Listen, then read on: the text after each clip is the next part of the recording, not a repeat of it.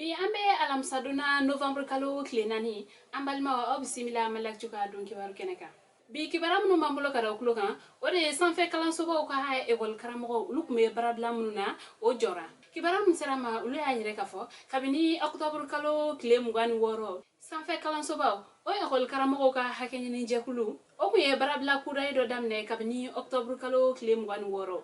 Kawla duna kafo soni ugani barabla kuda yinche uye kle damado barabla konike nga osima nyefo utara barabla kuda ila. Kawla duna kafo ko ekol karamo uluka hakenyi ni jekulu ni oye sinesupu. Kawla duna kafo sinesup hakenyi ni jekulu moko ulini mali jamana nyamoko ulukonka kuma nyokoya koni ncha amante bela nga tenendo ni mako fale nunu ulu bena fola o sababu yala hakenyi ni jekulu manunu ulu ye kibero ala se moko ma November kalo klefla ka yere kafo ko uga barabla kuda ko okoni mbana sabla ko uni mali jamana nyamoko ulu bena fola ko uye uga lanyenu sabati kibara ware mamulo kada kulunga ware buru ferela uluka hakenyi ni jekulu ba ulu fana ni mali jamana nyamoko ka kuma nyoya do ko fe o ya nyini aka barakela bele jele fe ko buru fere la bele jele ka buru fere a songo korole na ni oye buru kala e bidure kibara musrama ulu ya yire ka fo trata do November kalo klefla buru fere la ulu ka hege nyini jekulu ulu ni mali jamana nyamoko ulu ka kuma nyoya do ko fe hage nyini jekulu nunu ko ni ya nyini boulanger tugu fe ko bela jele ka buru glan ko wa uga fere a songo korole na ni oye buru kala kuma ba o songo e bidure buru fitini nunu ko ulu ka ke bisabaye buru ferela ulu ka hege nyini jekulu ulu ni mali jamana nyamoko u ko ni me na ko sebe hakina fale na ga ame wakati mine ko sitan u ko ni ma benga kelen soro fe nunu na ga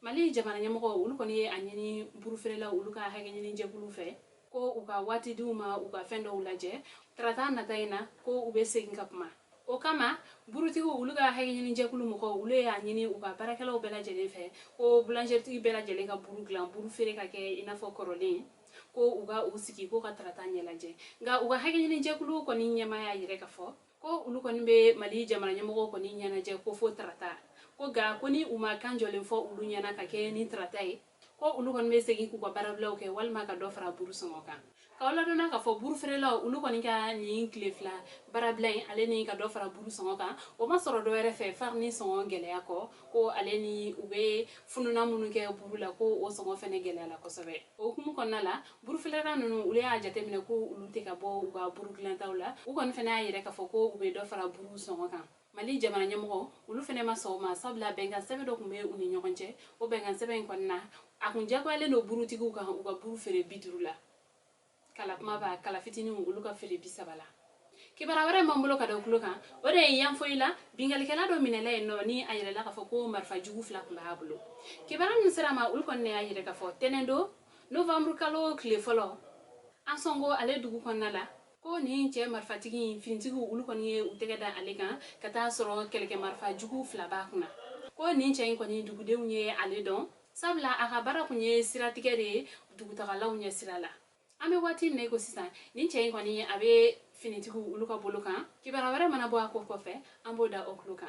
kuna foni kunchela kibara ware mambolo kada okluka ore mali konontonu ulo e kalo waro soro kakeni bi alamsadoy November kalo kle nani kawla dona ka fo almasise ni ale kon kunjigina den konontona mekalo kle nani maro konnala ko ale den ko ubora uyere labi ko biere koni oye u kalo wore ko jigini koni beke watimna o kera ka soro den nunu koni chama mase ko abela dogmani yere koni ko okunye gram keme dure ko ga ami domne ko bi ko obe kilo sabala